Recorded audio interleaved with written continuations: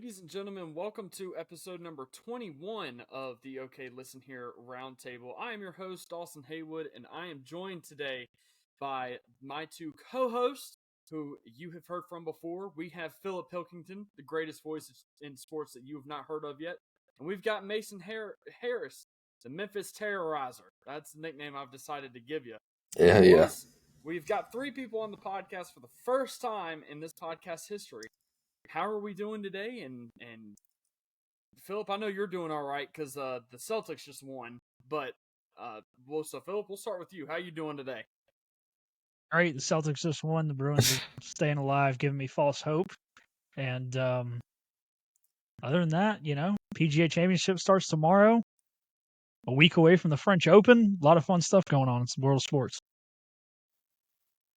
Mason, what you got going on? It's been a week since we've heard from you. I'm doing well. We got, like he said, the PGA Championship tomorrow. My favorite major. And then also my Cardinals. They actually won a baseball game yesterday. So I'm feeling pretty good, man. East Carolina alum Alec Burleson going off is the reason right. Won that baseball game. That's right. Hey, we needed him. For sure. So we've got a few topics on the agenda today that we want to get into, and of course we won't go longer than an hour and 15 minutes. But first things first, on the schedule we have the NFL. They released the whole schedule for the year, boys, and have y'all had a chance to take a look at that and dive deep into your teams and what's going on there? I'll go first. So, no, man, I'm excited about week one. And especially the Christmas games. We got the Chiefs and the Steelers and the Ravens and the Texans. I think that Ravens-Texans game is probably going to be my favorite game of the year. But no, I haven't dug too deep in my team's schedule with the Cowboys. I try not to get too excited right now. Every year I get super pumped, and then it just collapses in November. So no, we got Cowboys. Yeah, I mean, I'm excited to play the Giants on Thanksgiving. That's, other than that, though, man, we'll see. I'm not getting excited right now. You shouldn't. You're a Cowboys fan. Exactly, dude. Let's go over week one real quick, just because, I know that's what we're all looking forward. First game starts Thursday, September the 5th, with the Ravens and the Chiefs. A fantastic matchup. Patty Mahomes and Lamar Jackson squaring off against one another. Thursday night football, 7:20 Central. Kickoff at KC. That'll be a fun game to watch. Friday night, Eagles and Packers. And then, of course, Sunday, we got the Bears, Titans, Saints, Panthers, Bills, Cardinals, Bengals, Patriots, Giants, Vikings, Falcons, Steelers, Dolphins, Jags, Colts, Texans, Chargers, Raiders, Seahawks, Broncos, Browns, Cowboys, Buccaneers, Commanders, Lions, Rams. And on Monday night, we have the 49ers, and Aaron Rodgers makes his return with the Jets. So, are there any games during week one particularly that, Philip, that you are looking forward to? Well, just first off, I think it was a really good job by the scheduling committee to have the Ravens be at the Chiefs. Because if you look at their other home games, usually they don't put divisional games in the spots. That eliminates 3 of them. They host the Buccaneers and the Saints. Don't like any of those teams. The Bengals would be interesting, but with Joe Burrow coming off the injury and all that, I'm okay with not putting him there. And then their only other home games, the Texans. Texans are a fun team, but I just don't know if they're quite ready for that yet. That could be a team that you see be someone's week one Thursday night opponent in the future if it is another AFC Super Bowl winner. But I think the Ravens is a perfect one. These teams have squared off in the playoffs a few times now. This is a good one. And then looking at the later in the week, hey, Rams-Lions, obviously a playoff rematch from Wild Card Weekend last year. That game was also played in Detroit. Matt Stafford against Jared Goff. You got to like that. So I think those are kind of the two sexy games that stick out to me. Yeah, I would agree with you there. The Chiefs and the Ravens is going to be, obviously it's the first regular season game of the year, so that's clearly going to be exciting. Two powerhouses. We have the Panthers and the Saints, a divisional game, which of course is relevant to us, given that Philip and I are from Charlotte. So that'll be fun to watch. Bears Titans, of course, that's the home team for me now versus my favorite team. So That one sticks out to me, and that's going to be played on Sunday. And then, of course, Monday night, we got Aaron Rodgers and the Jets versus the 49ers. I think that's probably going to be – I think that game could – I know it's the first week of the season, but I think that game could really set the tone for the Jets especially. I mean, if they come out and they win that game or at the very least compete in that game, I think we could see a Jets team that is very, very dangerous this season. Yeah, no, I agree. I'm interested to see how Aaron Rodgers plays out with the Jets because last year was a bummer. I was very excited for that game. And then it turned out to be, pretty bad season for them and Aaron. So that's probably my week one Yeah, most exciting game. Yeah. What was their quarterback's name that sat under? I can't even think of it. Oh, dude, I have no idea. Yeah, it's like I have no idea. The Broncos, I know that much, but You're asking who the other Jets quarterback was? Yeah, Zach Wilson. Zach Wilson. It was. Yeah. Well, for me, he played a handful of guys, but he was technically the number 2. Without Aaron Rodgers, to me, I was excited for their season, and then after, what was it, like the first snap of the game for one of the first snaps? Like the first drive or something like that. Yeah, I was like, after that, never watched another drive unless they were on red zone, so didn't pay too much attention. That's a good way to watch it. Just up to the Jets on red zone. You probably didn't see him. Zach Wilson is the quarterback. You probably didn't see him on red zone all that much. No, a few times, not many, not enough for me to care. But we have games on Christmas this year competing with the NBA, both of which are going to end up on Netflix. What is happening? Man, I'm telling you what, the NFL and all these streaming platforms, it is becoming, I feel like, just more and more ridiculous every single year. But we have the Steelers and the Chiefs and the Texans and the Ravens. But what do you guys think about these two matchups and the fact that they're on Netflix? I think it's probably violating antitrust laws. Like, come on.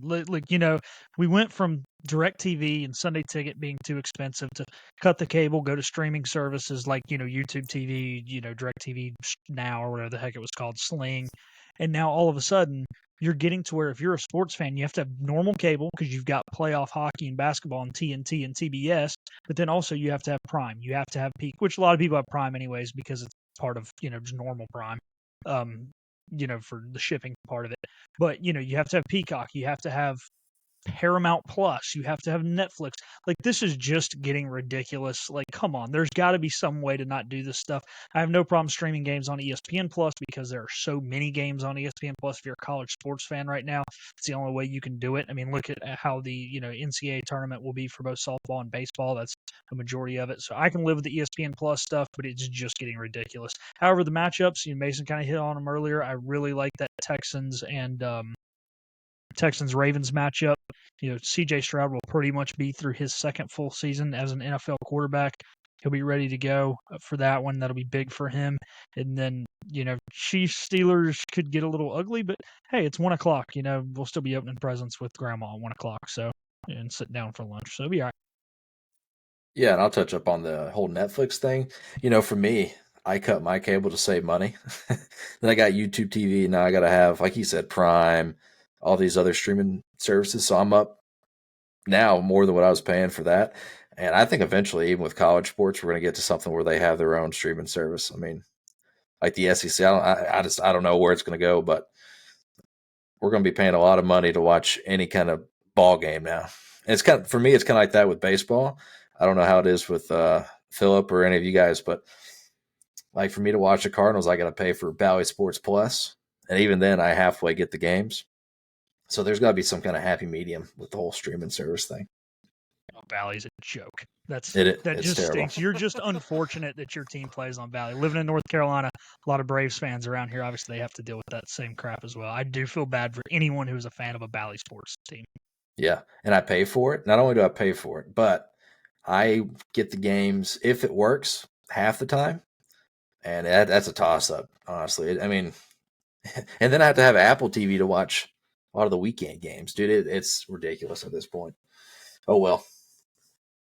Yeah, and now that I live in Nashville and the Bears are an in-market team, I feel like it's going to be easier for me to watch the Bears this season, but at the same time, they're going to, probably 5 different streaming platforms where I can actually watch the games. And I remember a few years ago, whenever I was living in the boonies of North Carolina. Like, unless I was paying for Sunday ticket, I wasn't watching the Bears because they were nowhere to be found. And even if I had Peacock and all these other streaming platforms, I just could not get them.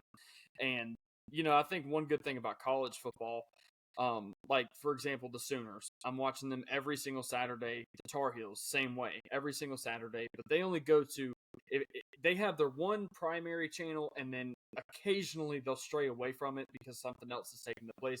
But you don't get more than 2 different channels or streaming platforms for college football games and your favorite college football team. And obviously, the NFL is a huge brand, and people are gonna watch it regardless. But I mean, there has to come a point where it becomes too much of a problem for the NFL and the viewership numbers. I mean, these are supposed to be primetime games, and you have to pay extra for primetime. Primetime's supposed to be everybody can watch it. That's why they're primetime.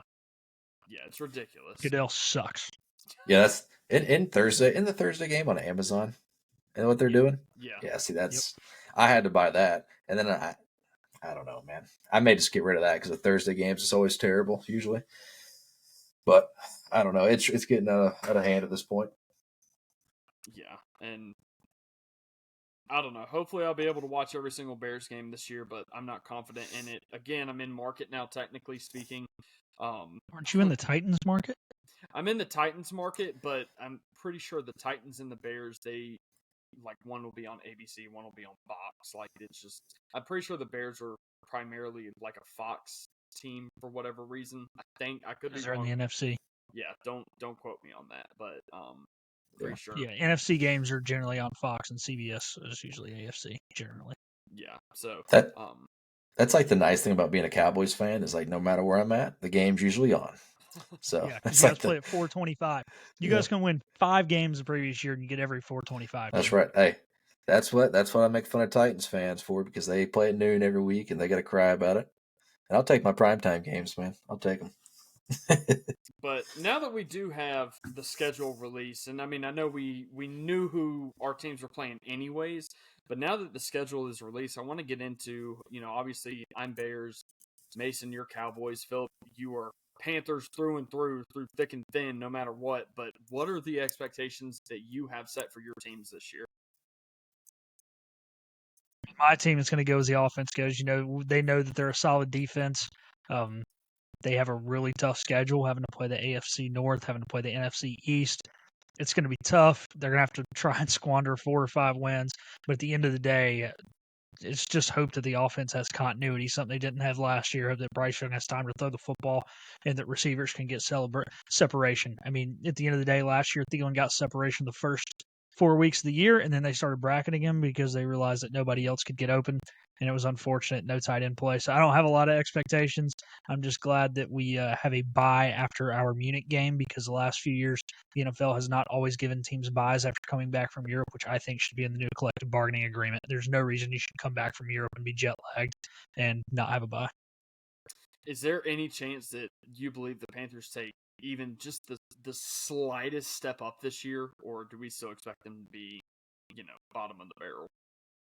I mean, there would be a little expectation to obviously get better. It's hard to be worse than the worst team in the league. But, as long as David Tepper's there, this team's going to suck. My grandma has already said that she has accepted the fact that she will never see this team win a Super Bowl before she dies because she will die before Tepper is no longer the owner. So, at the end of the day, I'm like a Redskins fan in the Dan Snyder era. It's just trying to buy the remote from the movie Click and fast forward for 40 years and hopefully by the time I have grandkids, he'll be gone or something. Or, maybe we'll get lucky and he tells an intern she has a nice ass and has to sell the thing like the last one did. God. Oh, we can only hope for your sake that happens. Man, the fact that he's willing to walk up into restaurants and start bitching out the owner, like, I'm sure he's got something. He's a billionaire, and all the billionaires, they got something fucked up going on with them. And so, I'll move on to Mason here in a second. But Philip, I know your family is season ticket holders for the Panthers, but is there any chance that with Tepper as the owner that you guys quit, that y'all quit buying season tickets? Oh, no, because in the Panthers, you have a PSL. My grandpa paid for the license year when you lose your license if you don't buy them. It's not like we just go in there and buy different tickets every year. I mean, you're out. Now you probably couldn't get them for that because there's still like rumors would they buy it, build a new stadium. But technically, each of our seats is listed as a value of $10,000. So we'd be out $40,000 in net worth if we just didn't buy the tickets one year. So I would say no. We'll just go there and chance sell the team and probably hold up signs that say bad things about the owner. Well, I'll look forward to seeing those signs. Mason, I've been on TV before the Panthers game. You have been on TV before, and I'm pretty sure that your picture, and actually for the YouTube. Oh yeah, for the YouTube, I'll pull it up. Maybe not. There is a picture of Philip. It looks like he's screaming at the Packers fans. It's freaking hilarious. Philip, if you could send me that so we could post it on Twitter. But all right. But Mason, the old bird lady from Home Alone 2 had it coming. She got what she deserved. New profile picture. Oh, dude, Mason. It's so sick. It is hilarious. The camera shot over to Philip, and I mean, just for the world to see, it looks like he's yelling at this poor old Packers lady, and she's just sitting back, watching him, just laughing, and Philip is just freaking out. And he wasn't actually yelling at her; she was a row behind him, but just the angle that it was, it looked like he was yelling at her. Oh man, it was hysterical and the talk of the school the next week. It was hilarious. And wasn't that taken during the same season that the Panthers went to the Super Bowl?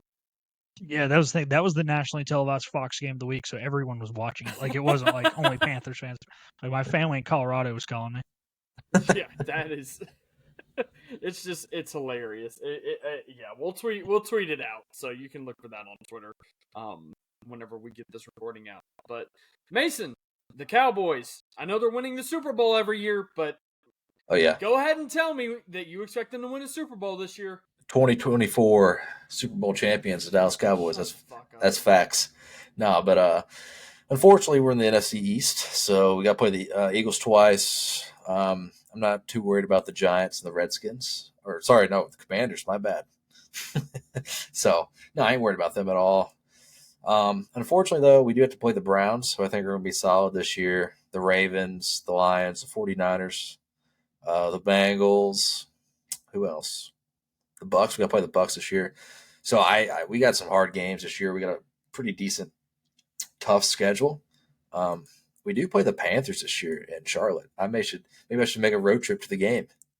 Yeah, come on, hang out. That might be fun. December 15th, and we'll be happy to have you. Yeah, you might get a picture of Philip yelling at me, but should be that'd be a good game though. I think we're gonna have a good season. I'm not a delusional Cowboys fan. I don't think we're winning the Super Bowl, but like I said last week, I think it was I expect. You get the picture? I'm watching the video. It's a video. He got a video for it. Was it on the news or anything, or was it? No, it was just on TV, on national television. Shit! Just look at your phone and read the group chat. It is hilarious. And while you do that, I'll touch up on the Bears a little bit. But obviously, the Bears are primed and ready to go for what. It's hilarious, dude. Mason, tweet that out. I'll go on this little tangent here, or at least schedule it. But the Bears, I believe that they're going to go. Oh, they're playing in the Hall of Fame game against the Texans, so that'll be fun. But I think the Bears, they're going to go as far as they are primed and ready to go. This offense is looking way, way better than it ever has. The Bears seem to have finally a competent quarterback. I thought Justin Fields was good. But I think Caleb Williams is just next level. Looking through the schedule, up until maybe the Packers, and the Packers, I only say this because it's a rivalry game and it's always a toss-up. It doesn't matter. But looking up, I see them, potentially losing to the Packers just because history repeats itself. The 49ers, still a good team, but other than that, I know I'm being overly optimistic here, but I could absolutely see the Bears winning anywhere from 11 to 13 games this season. Do you think that that's too damn optimistic, or do you think that's reasonable?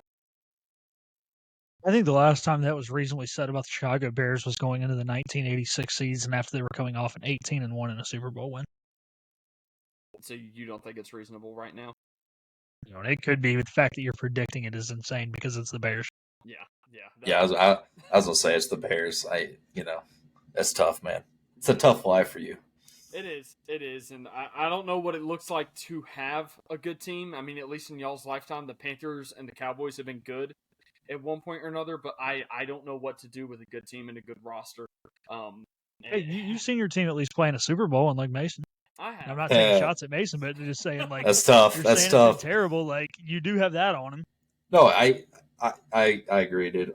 We're winning, but let me tell you something, Dawson.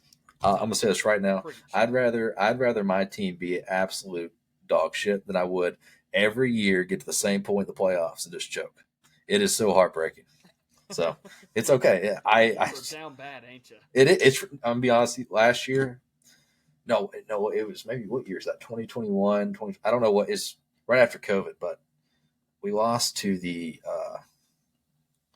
We beat the Seahawks. I think we lost the 49ers. Anyway, that was after that I couldn't take anymore. Dude, I was down bad. I just couldn't take it. It's hard. Yeah, well, Hey, hey, at least, even though you've been down bad, you have not done what Dawson's cousin-in-law did the night that you guys drafted Leighton Vander Esch. I can't remember what receiver was on the board that he wanted. He punched the wardrobe in his dorm room and broke his hand. I had to take him to the hospital. Jesus Christ. Yeah. Damn, son. yeah, that's a funny story. Philip knows my wife's cousin before my wife and I ever met, and of course, she's from Oklahoma. Her whole family's from Oklahoma, and I don't know. It's just a small freaking world. But all right. So we do have some news coming out of the NFL this week. A few things kind of ramping up. Big news coming out. I believe it was yesterday, but Jared Goff signed a 4-year, $212 million extension with the Lions. It includes $170 million guaranteed and makes Goff the second highest paid quarterback in the league behind Joe Burrow. So Goff is going to be with the Lions through 2027 with an option for 2028. And personally, I say good for him.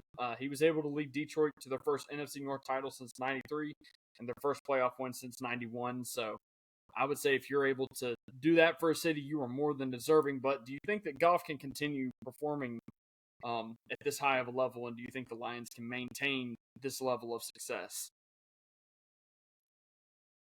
Philip. Yeah, I mean, I look, this guy was the number one overall pick for a reason. I think he's played like it for most of his career. I think the Rams got rid of him a little too early. However, they were a superstar quarterback away, and Stafford is slightly better. Also, former number one overall pick, so I was okay with the trade. I always loved Matthew Stafford, so I was happy to go see him get a ring. At the beginning of the year that year, I even said I'm a Rams bandwagon fan. The minute the Panthers are out, I'm all for Team Stafford. But look, he's been there for what 2 years now, 3 years now, I think 3, and he's already the second best quarterback in franchise history behind Matthew Stafford. It's hard to find franchise quarterbacks. He is one, and when you find one, you've got to lock one down because we live in an era where Rich Gannon and Brad Johnson and Trent Dilfer are not leading teams to Super Bowls. Sorry, Mason. You're good. You bring up a good point, but like I think with Goff leading the Lions to a divisional title and at least one playoff win, I mean, would it be a hot take to say that Goff is a better quarterback for the Lions than Matthew Stafford was? Nah, he's the team around him was a heck of a lot better than Stafford ever had. Mason, Yeah. what were you going on? No, I was just gonna. I agree with you, dude. I mean, Jared Goff, he turned the Lions franchise around. I mean, he hadn't won a playoff game since '91, so last year was pretty magical for him. I was happy for the city of Detroit. I have a few buddies that are diehard Lions fans, so I was happy to see them get those wins. Yeah, man, they've won what was they won more playoff games than the Cowboys, and I can't remember the exact stat. Anyway, it really pissed me off. But, I'm a big Jared Goff fan. I really like them. I think they've got their guy now, and maybe they'll win them Super Bowl here soon. We'll see. And taking a look at the Lions and kind of what happened to them, they had Dan Campbell come in. They struggled for a little bit, and then not last season, but the season before, they ended the season really, really well.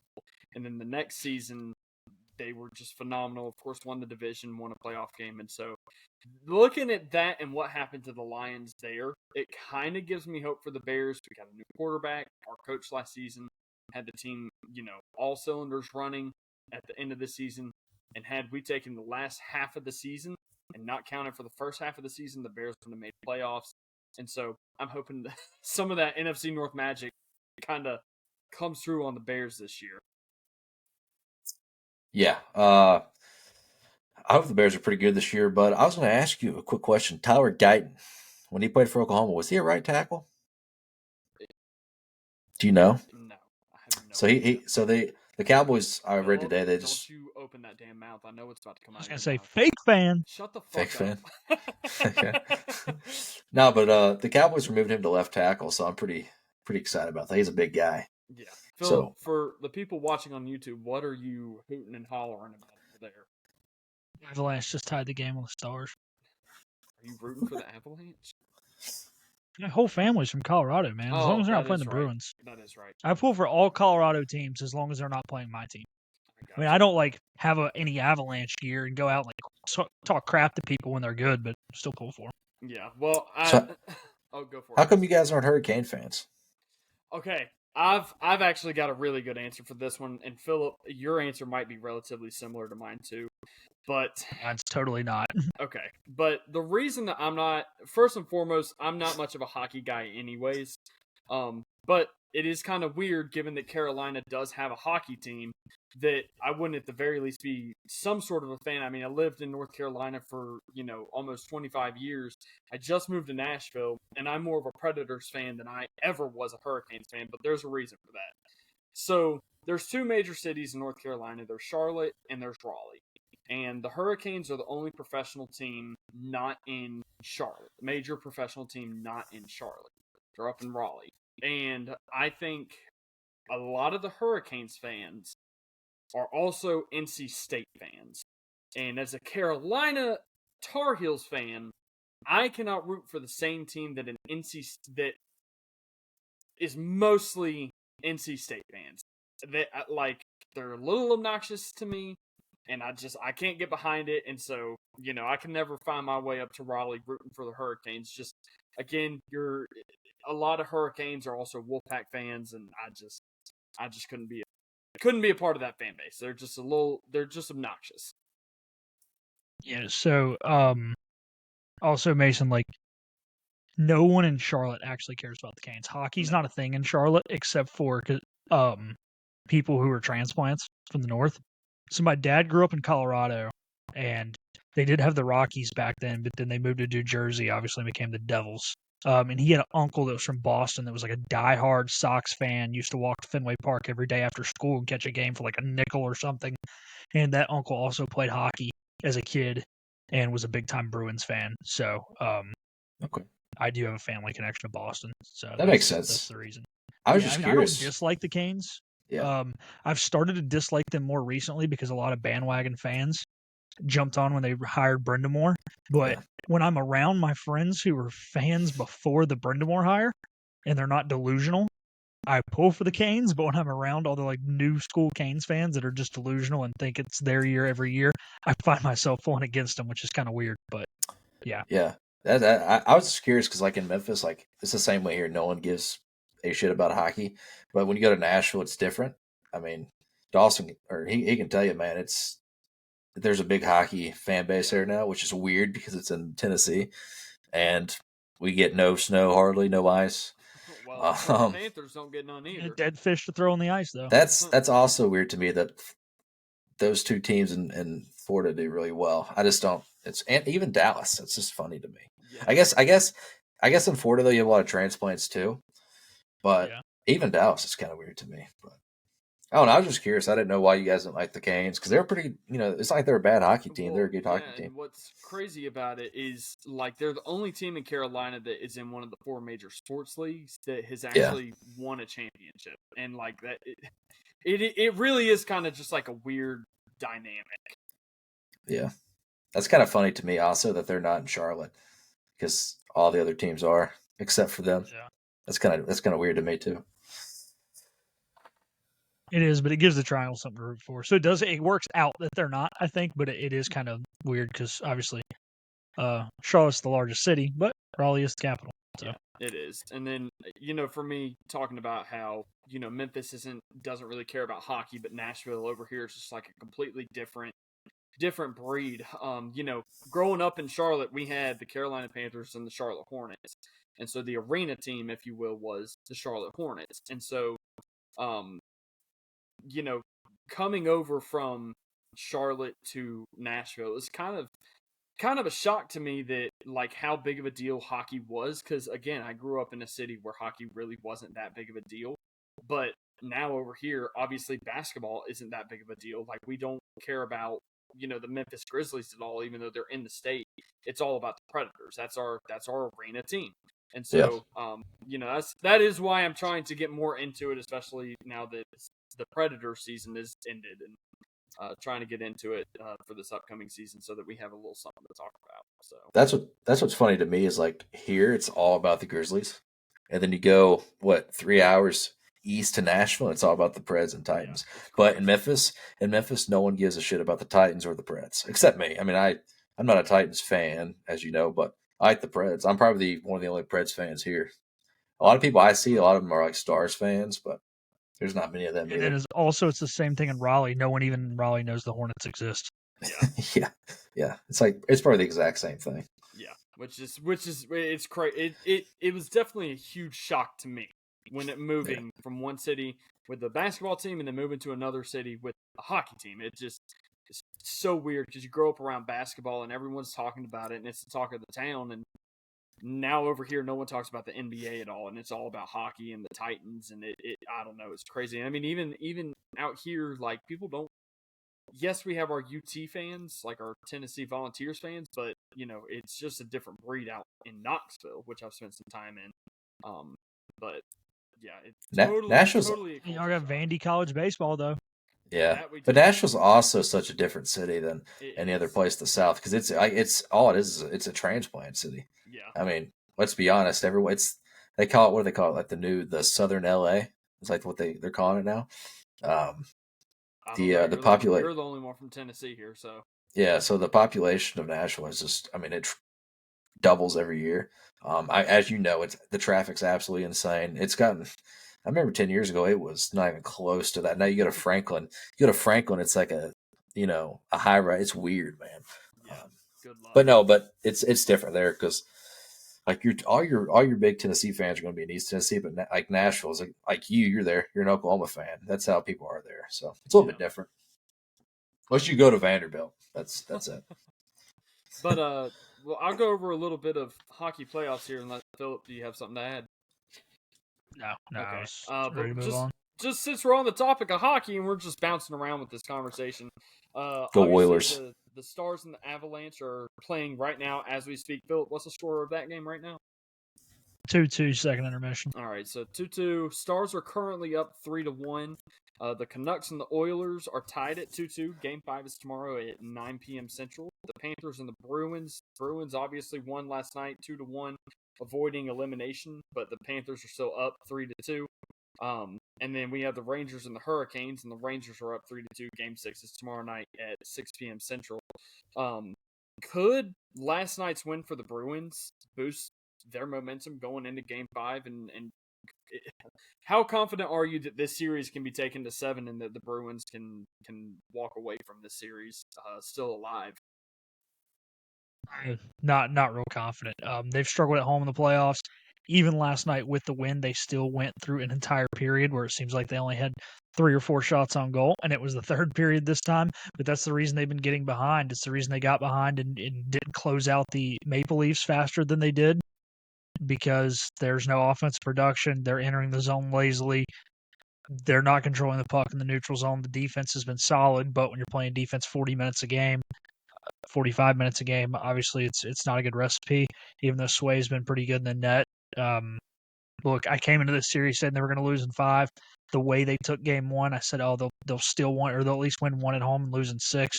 I still think they lose in 6. Not real confident. Well, I'm sorry. That rest in peace to the Bruins. Hey, not yet. Dang, dude. I mean, hey, at least your hockey team's still playing. Yeah. Now I do That's know. true. I do know. Look, as little of a hockey fan that I am, I do know that hockey is very different from the NBA. And though they have a seven game series, it happens more often in the NHL that a team comes back from a 3-1 deficit. I think it was like 32 to 35 times that's happened whenever I was making some notes or whatever. So who knows? I don't know, but it is kind of weird that the team that is beating the Bruins right now is a Florida team. Like, I don't know, that like we briefly glossed over earlier, like having a team, a Florida hockey team made the Stanley Cup Finals yeah, last year. it's just They're it's also so all crazy. Canadian though too. You know, Yeah. they're all Like they're still recruiting. It's not like a high school, like a prep school. Like, oh, we're recruiting South yeah. Florida. They're all Canadian. It just surprises me that there's that much, like, to have two hockey teams in Florida. It just surprises me that there's a that big of a market for hockey down there. Like, I don't know. Again, You got a lot of money down there too. You do have a lot of money down there. And transplants. You know, how many of these Florida fans are going to these games pulling against the Bruins are actually from New York or from Pennsylvania, and they're just pulling against the Bruins and not as much for Florida. And then you got to look at the. I think the big series right now to look at is the Rangers and the Canes. You know, Rangers were up 3-0. Canes have forced Game 6. If they force Game 7, it'll only be the 10th time in NHL history that a team has been down 3-0 and forced Game 7. So that would be really crazy if a reverse sweep happened. 4 reverse sweeps have happened in the 9 previous opportunities. Unfortunately, I know what it feels like to be on the wrong end of that, but at least I know what it's like to be on the good end of that when it comes to baseball as well. So that's going to be an interesting series. The Canes have really stepped it up, and we're going to see what happens. PNC is going to be rocking tomorrow night. I do think the Canes force a Game 7. Yeah. All right, so I'm putting my money on the Hurricanes tomorrow, Philip. I'm putting money on it right now as Mason speaks. So if I lose money, no, I ain't got too much to say about it. I was going to say something about the Florida thing though. It's one thing like Tampa. I know for a fact Tampa. They got a lot of people come down from not Ontario. What's the other? Toronto, Quebec. Yeah, a lot of people from Tampa come down from Quebec. So there's a lot of hockey fans down there. They're all probably got money because they're moving down there. But no, but going off on the playoffs, I want to see the Bruins win for Philip because my team's not in it. And after that, appreciate it. I mean, the Oilers would be kind of cool. I kind of like their uniforms, but other than that, dude, I'll go for the Bruins. There we go. You putting money on them? Yeah, it'd be cool to see McDavid get a cup though, as well. Yes, I like McDavid. Thing. Yeah, and it would. The only thing that'd be better is watching the Canucks lose the cup, because if they act half as bad as they did last time, the city still might burn down. Last time they lost Stanley Cup Finals, like, oh my goodness, you think Philly fans riot? Vancouver Canucks fans do it to another level. Yeah, they were talking all kinds of mess on Twitter when we played them in the playoffs. So I hope they lose pretty bad. But there you go. I'll go for the Bruins for you. I got you. Appreciate it. Not many people will. You're not a Bruins fan. We're kind of the Cowboys, you know. If you don't love us, you hate us. Yeah, I got you. It's the same way. Who just for my knowledge, so there's always the joke that like Cowboys fans are also Duke fans and Yankees fans, but who is the Duke, Yankees, and Cowboys of the NHL? Is it the Bruins? No, I don't think so. NHL is still very niche, right? Like, if you're not from a city that has an NHL team or from an area where college hockey or high school hockey is really, relevant, like there's not, like, you don't go to New Mexico and find hockey fans. Like, you just don't. So it's still not a national brand. So I don't know if there really is a team like that, like the Yankees, like the Celtics and Lakers, like the Cowboys, because there's baseball, basketball, and football fans everywhere. Yeah, I agree. Maybe the Maple Leafs a little bit, but I don't even see that really. I don't think it's not like being a Yankees fan or anything. So, yeah, I agree. Gotcha. Well, anyone got anything else to say about hockey? No, go Bruins all night. Go Bees, baby. Yeah. All right. Well, let's. I want to skip back to some college football, or go back to some football and talk about some college football, just because it's kind of been writing about college football all off season long because I have nothing better to do. But something cool that came out this week. The Snoop Dogg Arizona Bowl, presented by Gin and Juice, was announced. What is happening there? I know the Arizona Bowl. It has associations with the Mountain West, MAC, and the Sun Belt. But what do we think about this branding right here? And what the hell is the Arizona Bowl trying to accomplish here? Hey man, we're gonna be sipping on gin and juice during the game. So you said it's MAC, right? It's MAC conference, Mountain and who West, else? MAC, Mountain and West. possibly Sun Belt, mostly MAC and Mountain West. I don't know about you guys, but MAC football is probably my favorite conference. I love it, man. It's awesome. It's just hard nosed, like Wednesday night football when it's like 15 outside. It's fun, but no, that's gonna be Tuesday night crazy. action. Yeah. Oh yeah. Yes. Yeah. So, dude, I'm excited for it. Went up to Akron a few months ago, and just, of course, as I was up there, I wanted to go check out, Akron's football stadium, because that was one team in the older college football games that I would always start my career at Akron, because they were always like the lowest rated team, no matter what. I'd be the offensive coordinator and just go from there. But I'm telling you what, Akron has a nice ass stadium. Like they would compete, like the stadium. I'm just talking about the stadium alone, but they would compete with ACC stadiums and maybe not SEC, but ACC stadiums. They would definitely compete as far as like. Is it that big? It's huge. Like it Wow. is way bigger than you would think that it is for a MAC team. For Yeah. a team like Akron, I mean, it is ginormous. You could probably. It would probably be a good size for Carolina fans for the Tar Heels. You would fill it up with Carolina Tar Heels, if that makes sense. Yeah.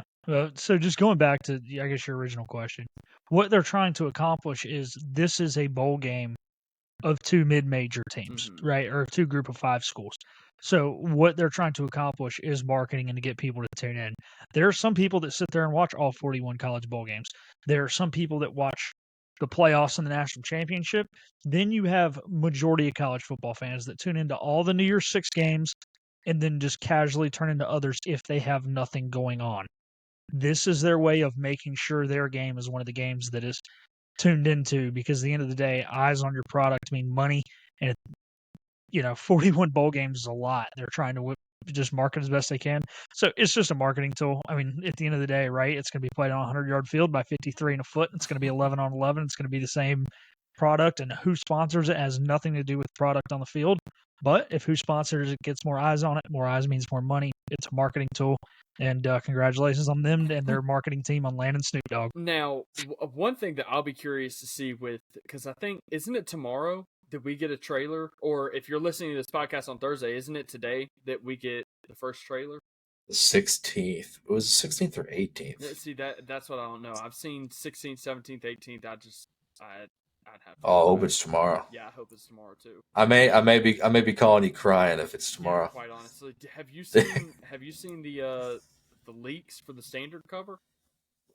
Yes. Yeah. Yes. Not the deluxe cover, the standard cover. Standard. Yeah. Tweet that out. Tweet that out.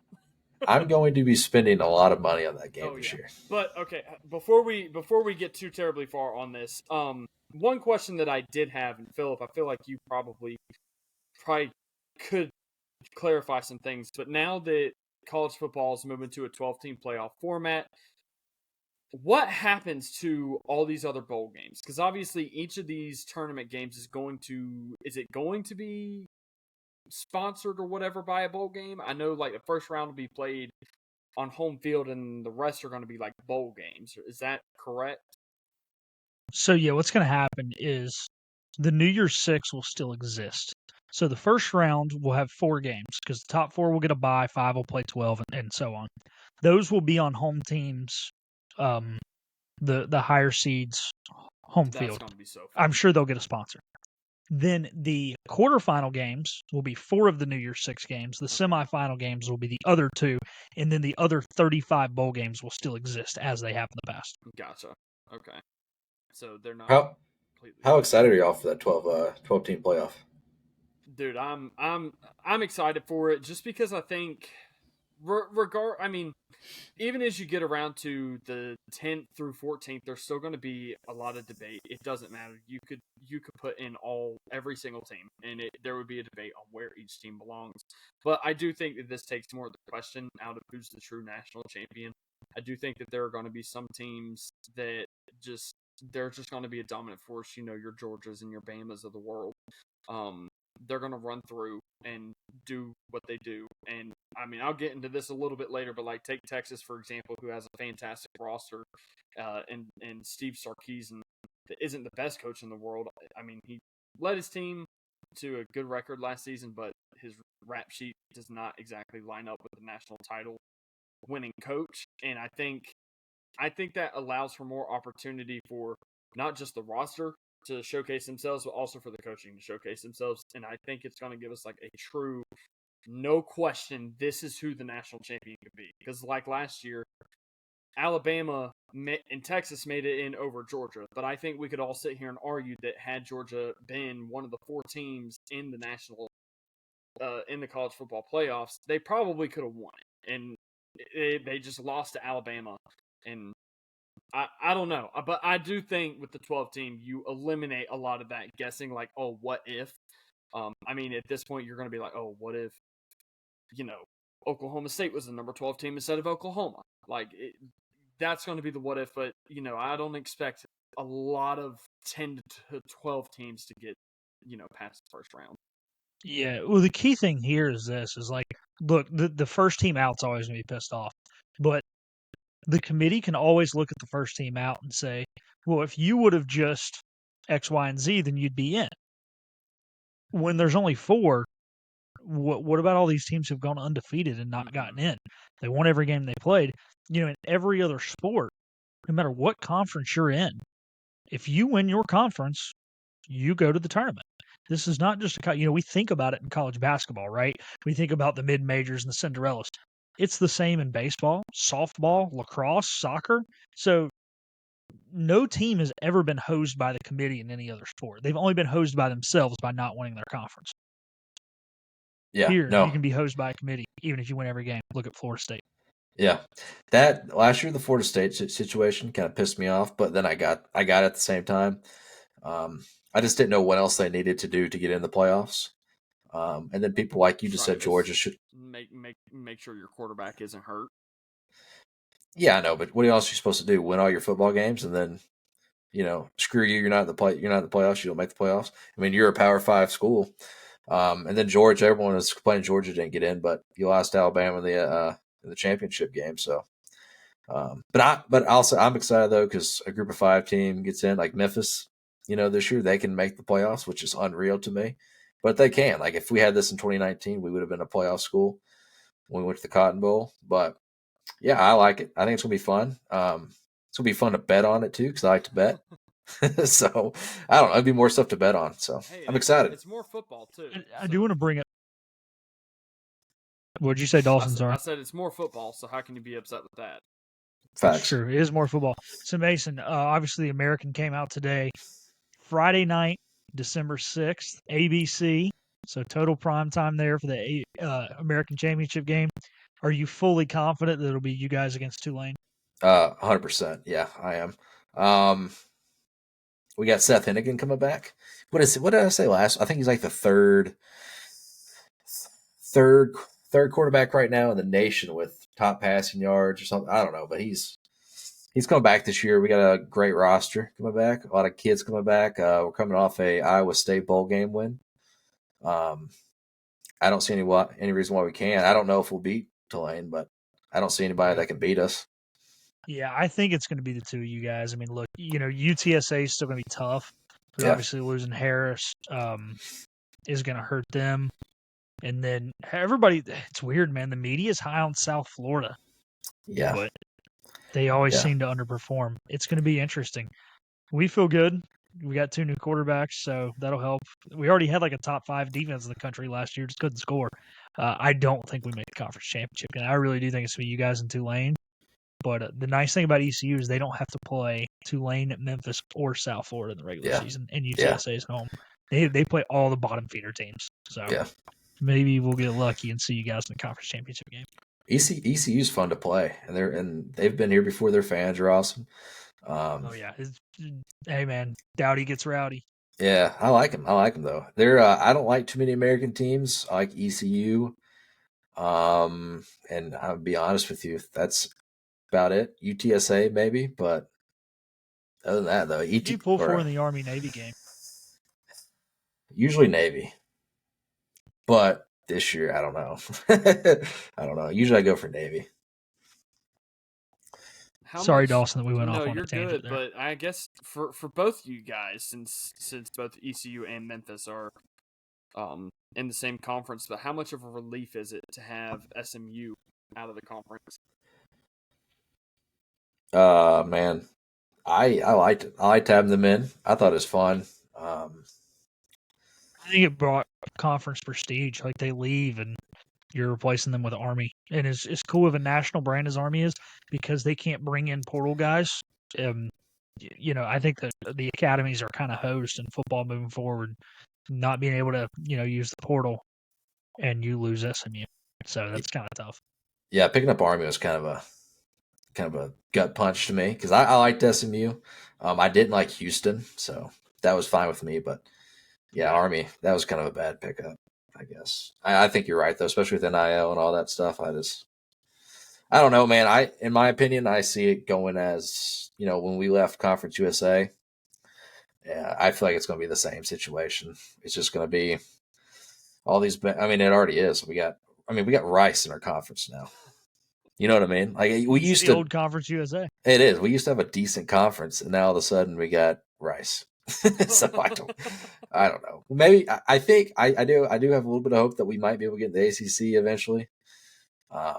You probably I think want that. I think the ACC within 10 years is going to be dissolved.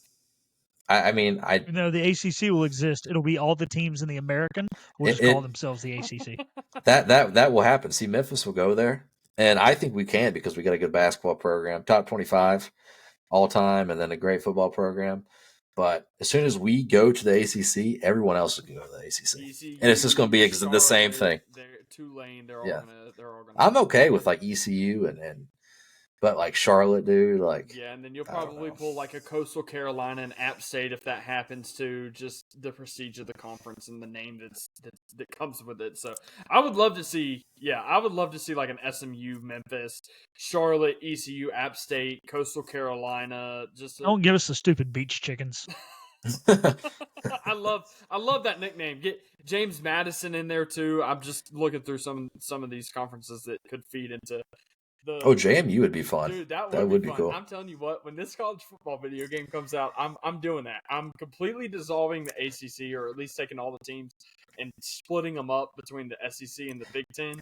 And then you just gave me my number one great idea for this new college football video game.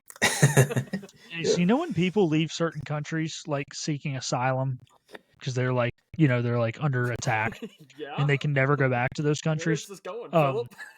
Because you dismantled the ACC, and there's nothing more that says North Carolina than ACC basketball, you are banned from the state forever. You cannot come in 2 weeks for that wedding of your distant cousin, and we don't ever want to claim you and say that you ever lived here because the ACC is North Carolina. Look, I'm not disagreeing with that statement at all, but I do think with what's going on with Clemson and Florida State right now in the ACC, I think those two are on their way out. I think they're just looking for a way out. Anyways, they're going to go to the SEC, and I think there's going to be a bunch of teams that follow, unfortunately. As much as the ACC is North Carolina and basketball, ACC basketball and North Carolina are synonymous with one another. That's been my favorite word recently, synonymous. I find reason to use it every day, like 20 times a day for whatever reason. It's just a big word that I recently learned how to use accurately, and so I feel like I have to use it. But yes, I understand what you're saying, and I absolutely get it. But in the same sense, you're just not going to have Carolina and Duke and NC State and Wake Forest all in the ACC. Instead, you're going to replace them with ECU and Charlotte and freaking App State and Coastal Carolina. Like that, it's still going to be a Carolina conference. It's just not going to be the Carolina teams that are the Carolina teams. So, that's exactly what's going to happen. I'm telling you, Memphis will get lucky, finally get in the ACC, and then you just wait. It's coming. Everyone's going to follow us, and I'm sure Rice will want to come too because Rice, hell yeah, we got Rice and Charlotte and all these new. But I agree with you, man. Say it's going to happen. Hey, we It's going can't to hate piss me on off. Rice. They bring a baseball national championship to the table. Oh wait, they're still probably going to finish last in the league this year. Yeah, yeah. Rice, dude, that pisses me off. You can't lose to food. The only thing worse than losing to food is losing to toothpaste.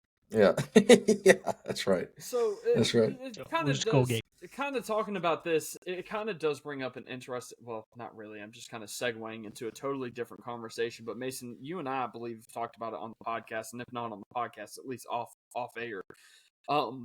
But Memphis, they are receiving a lot of NIL money from FedEx. It is huge for the entire athletics program. And so I guess looking at some of these teams like your SMUs and your Memphises that are right now group of 5 teams, but have got, SMU, they have a lot of big donors, a lot of big money from SMU. But do you see there being a lot of teams that do kind of rise up from the ashes with all this NIL stuff going on? What do you see? I mean, yeah, I'll just kind of repeating the question, but like, what teams do you see first and foremost, do you see teams rising up from the ashes because of NIL? And if so, what teams do you see coming up? Yes, I do. First and foremost, let's go with Memphis. So Memphis we're getting $25 million from FedEx, and that's not including the money they're putting towards our new stadium or the new renovations, which is going to look like a damn NFL stadium. Looks like AT&T.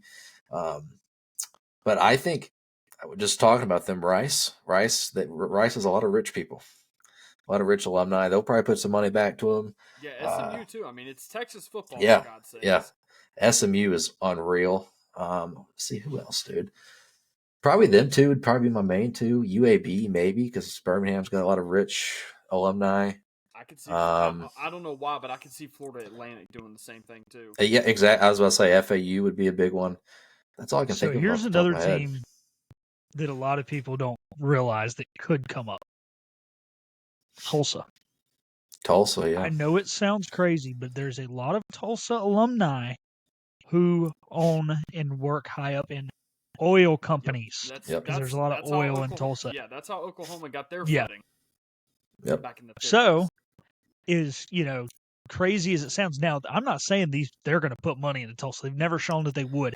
But if Tulsa wants to be relevant, look, we see what oil money can do. Look at Live Golf. Look at the top 4 Saudi soccer teams and who all they've bought with buying Ronaldo. So, not saying that they have as much money as the Saudi government, but they got more money than some of these powerhouse schools that we consider powerhouse schools because they got black gold money and that the other teams don't. No, yeah. What about North Texas? You think North Texas would? So I'm not saying no. The only reason I 100% brought up Tulsa is because I know someone who's from Tulsa who played football at Tulsa, who's coached at East Carolina, that told me this. But I would think that North Texas, kind of the same thing. You would think any of those teams right there in, Tornado Alley, for lack of a better term, would have some oil money and could jump up and do those kinds of things. Yeah, and I think it's funny you bring that up because, like I said, like Oklahoma, the reason the Oklahoma Sooners are that, it's well known of a brand as they are and have been relevant for so long, it is because of that oil money, and it is because of the push back in the 50s when Oklahoma was going through economic shit. Like they needed something to rally behind, and so the government, sorry Mason, but they pumped money into Oklahoma's program. The oilies got involved in it and started pumping money. They had I think it's like a geology department that was world renowned. Like Saudis were sending people to Oklahoma to study that stuff, and then of course money comes with that too. And so, like, yeah, the fact that Tulsa is kind of the same way, and now the NIL is kind of opened up in the Wild Wild West, like, yeah, I think that's a great observation and a great prediction. Always got to find a way to wrap it back to the Sooners. This guy, big Sooners fan, I swear. Yeah, he's liked Oklahoma for like a year and a half. Listen, all of a sudden he thinks he knows everything. Here's the deal. Sooners. That tweet was so damn stupid. Did you like my response to that? He Yeah, sends me whatever. he sends me a picture of an Oklahoma Sooners fan. This is on Twitter, so you can go look it up.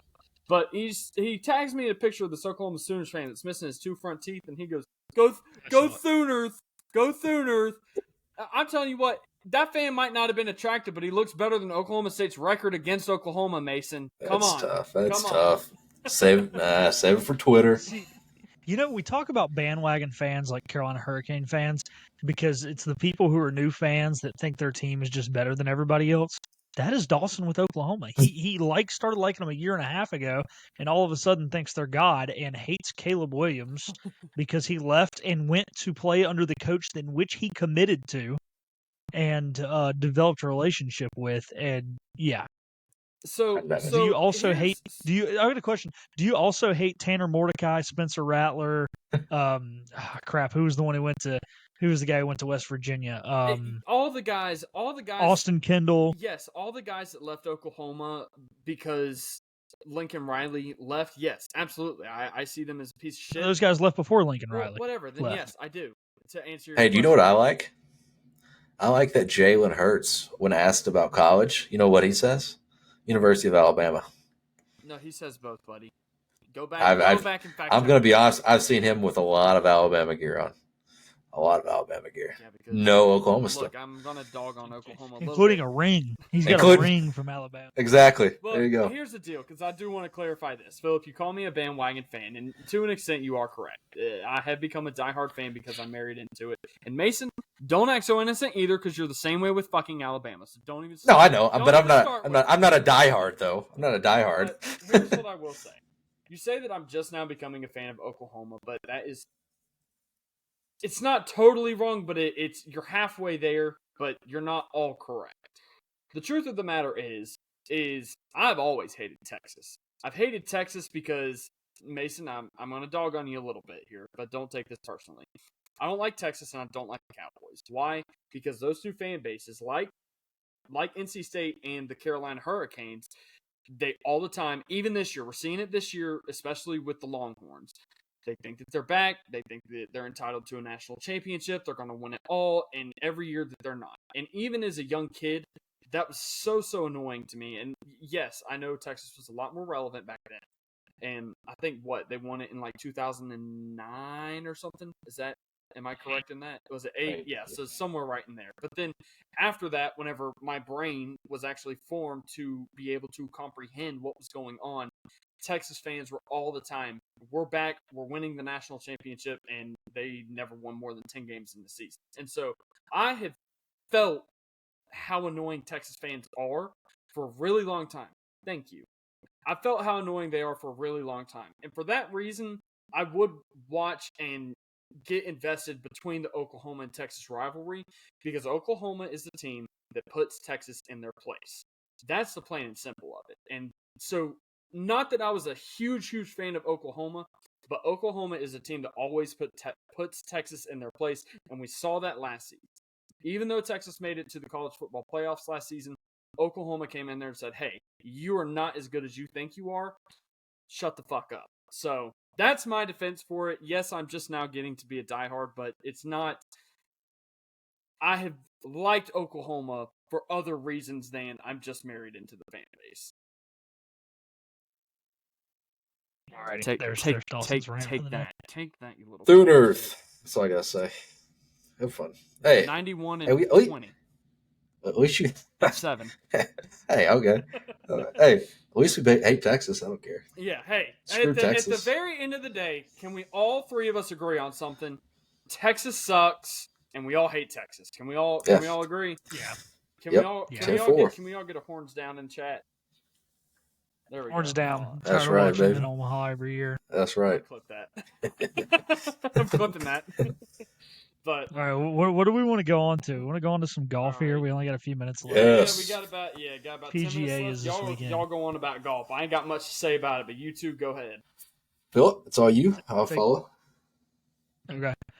So PGA Championship, Valhalla Country Club in Louisville, Kentucky. First time they've been there since 2014, and interesting. Roy, by the way, won there 10 years ago. It's the last time he won a major. A couple points to note. right before that great 2014 run when he won the Open Championship and the PGA, he broke up with Caroline Wozniacki and he went on a run. He got divorced on Monday. Is it time for a Rory run? Hey, who knows? Sorry, But I'm since gonna he interject. He's winning the whole thing. since pick. he last won there, the tees have been moved back. It's playing at 7,600 this year, and also they have brought in, I believe I'm saying this right, zoysia grass. So they went from bent grass to zoysia grass. This grass allows the ball is very hard, very firm. The balls will roll out, so it will kind of even out the fact that maybe the course is a little longer. With this being said, they've kind of played it like a links golf course this year. They've gotten rid of the first cut in front of the rough and in front of the bunkers to let the ball roll out. So you have to be precise off the tee or you're going to be in trouble. The rough is going to be very thick. The bunkers are deep in the middle of the fairways. So long ball hitters are going to have to hit the ball long, but you're going to have to hit it precise. It's too long of a course if you're just a short ball hitter, but it's too narrow and tough of a course if you're a long ball hitter that can't control it. Now, however, they're calling for rain, which could help the long ball guys because the ball will not take all these weird hops and things. So it's going to be interesting to see how that plays out. But it's, some courses are long ball hitters, some courses are ball strikers. If it stays hot and it stays dry, you're going to have to be both because if you just hit it long, you're going to be in trouble. And if you don't hit it long, but you're precise, you're going to be hitting a 5-iron into the green and you're not going to win the tournament that way. And that's really all I have to say. So if you're betting, bet on look, Scotty's been the best golfer in the last year. Probably Scotty's your way to go. But other than that, I don't have much analysis. Speaking of Zoysia, I play in Zoysia a lot around here, and it's a lot different playing on it. But let's see. Victor Hovland, an Oklahoma State alum, Dawson's favorite golfer. He came in second last year. I think he's plus 4,000. I'm putting $10 on him just because I think he's a hell of a golfer. But I don't think you can go wrong with betting on Scheffler, McIlroy, or even Brooks Koepka. Brooks Koepka won last year, I think, if I remember correctly. He won the PGA Championship. But where was the PGA last year? That's a good question. I was thinking about that when I read that. Yeah, Brooksy won it last year at Oak Hill. Yeah, Oak Hill, and he defeated Victor Hovland and Scotty Scheffler. Those were the next two. Yeah. So for me, wait, can you guys hear me? Yeah. Oh shit. Okay. Oh no. So for me, with Brooks being back, man, I don't. It's hard for me to bet against Brooks, but I think you're right about McIlroy. He is coming off a divorce announcement, so he's probably going to play really good golf this weekend. So I'm probably putting 10 on him as well. And then you have to bet on Scheffler. So if you need me, I'll be watching golf in my recliner all weekend. And that's all my tweets are going to be about. So it's going to be a great weekend. It's my favorite major. I mean, I like, the Masters, but I like the PGA Championship. Yeah, I think it's going to be interesting that, our last major, as you mentioned, the Masters, that's all about your second shot, right? You got to be precision into the greens. There's a little leeway on the driver, but I think the driver, the tee shot here, is going to be what defines this tournament. The greens are not crazy tough for a major, but it's going to be about getting off the tee box. You're not going to be able to play that Phil Mickelson recovery golf and expect to win. Like I said, it's going to kind of play like a links course. So it'll be interesting to see what happens. But hey, 10 years since McIlroy won a major. Yeah, let me ask you a question. Do you think John Daly makes it to Saturday? No, I just doesn't have the ability to hit the ball anymore. No, long enough. Yeah, no, I think the course is playing too tough. Yeah, I saw on Twitter someone put, I think $2 on him to win the PGA Championship, and the payout was like $10,000 or something. I was like, shit, maybe I should do it just in case. Yeah, I think a lot of times when those old guys make the cut, it's because the course is playing kind of short and kind of easy. Yeah, and they're so old that they always hit the ball straight and they don't screw up. And when things start going good, they don't get a big head on them like some of the young kids do. But I think when the course is playing tough, which it should, they'll struggle. But hey, maybe if it rains, it'll play a little easier. Who knows? Yeah. Maybe, but the problem is it'll play a lot longer too if it rains, and he's however old he is, and he drinks 12 Diet Cokes per round and smokes like 3 packs of cigarettes. So Yeah, 3 packs per hole probably. But no, it's going to be a good weekend, man. You can find me in my recliner this weekend for sure watching. All right, buddies. So, So here's what I want to do. I'm going to interject here a little bit. I want each of you. I'm going to do a parlay here. I want you to pick 2 guys to finish in the top 10 this weekend, and I'll parlay them together. for the championship, PGA Championship, 2 guys. Mason, you give me one. Philip, you give me one. Okay, I'll go Scheffler. Okay. Rory. Okay. Let's see how much that pays out. All right. Let's go with $5 on it. Why not? Come on, Dawson. All right. No, I don't want to place 2 bets. I want to place 1 bet. That's a pretty good bet, actually. No, yeah, I know. If that didn't happen, I'd pay you the money. All right, I'm placing 1 bet for $5. If both of them finish in the top 10, I win $14.56. There we go. Profit. There you go. Profit, baby. That's how we pay for this podcast around here, baby. That's right. But promoting gambling. Yep. But all right, we've got less than 4 minutes left in this podcast. Do we even want to make an attempt to speedball through some NCAA softball? Sure, make it quick right. since we all know the Sooners are going to win. Go ahead. All right, Sooners are going to win it. That's about all you need to know. But I do like how, like I said before, I like how the college softball championship is laid out and think it should be this way in March Madness. Philip, I know you disagree. We briefly talked about this before. You're on crack. No, I don't think I am.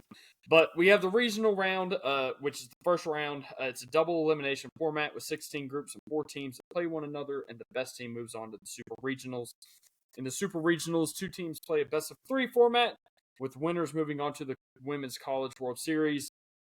In the World Series, 8 teams compete in a double elimination format in 2 groups. And then, of course, the best 2 move on to the National Championship. In a best-of-3 series, winner wins the National Championship. Oklahoma will host the regional round with Boston University, Oregon, and Cleveland State in their group. Duke. I do want to get on the topic of Duke for just a second because this is kind of a hot topic in softball today. But Duke had a strong season going 47-6, winning the ACC regular season and tournament. However, they were seeded 10th in the national tournament, which many felt is a snub. Philip, what are your thoughts on that, and what can you tell us more about that situation going on? Yeah, I mean, that's frustrating, right? The ACC is a solid conference. It's not like they get plenty of teams in. You got a lot of good teams in there, Florida State, Virginia Tech, and so on. And to go in there, win the conference regular season the way they did, win the conference tournament. Yeah, they didn't play phenomenal in the conference tournament. I don't know if this is them thinking, the committee thinking, Duke's bats are bad about going cold, but their pitching makes up for it when that happens. You go 47-6.